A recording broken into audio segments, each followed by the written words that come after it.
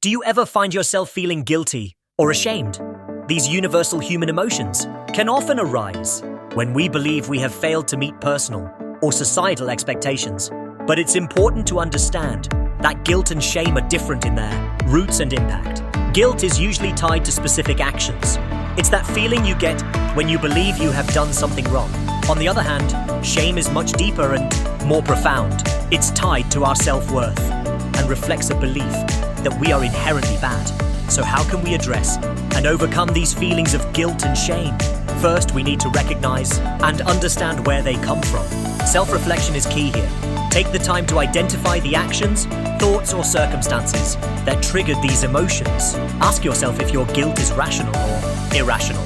Rational guilt arises from actual harm caused, while irrational guilt comes from unrealistic expectations or feeling over-responsible for things beyond your control. Similarly, analyze your shame by questioning its validity. Are you internalizing external judgments or truly believing that you are bad? Forgiveness is a powerful tool in managing guilt. If you have caused harm, seeking to make amends can help alleviate the guilt. Sincerely apologize and take corrective actions. This shows accountability and can bring a sense of relief. But what if the guilt persists despite your efforts? In these cases, practicing self-compassion is crucial. Remember that as humans, we are bound to make mistakes. Acknowledge your humanity and understand that these mistakes can serve as valuable lessons for personal growth. Addressing shame requires a different approach. It's deeply connected to how we perceive ourselves. Building self-compassion and challenging negative core beliefs are vital.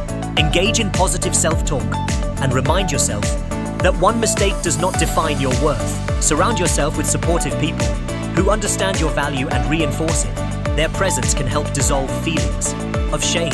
Mindfulness and therapy can be transformative in addressing both guilt and shame. Mindfulness teaches us to observe our thoughts and feelings without judgment.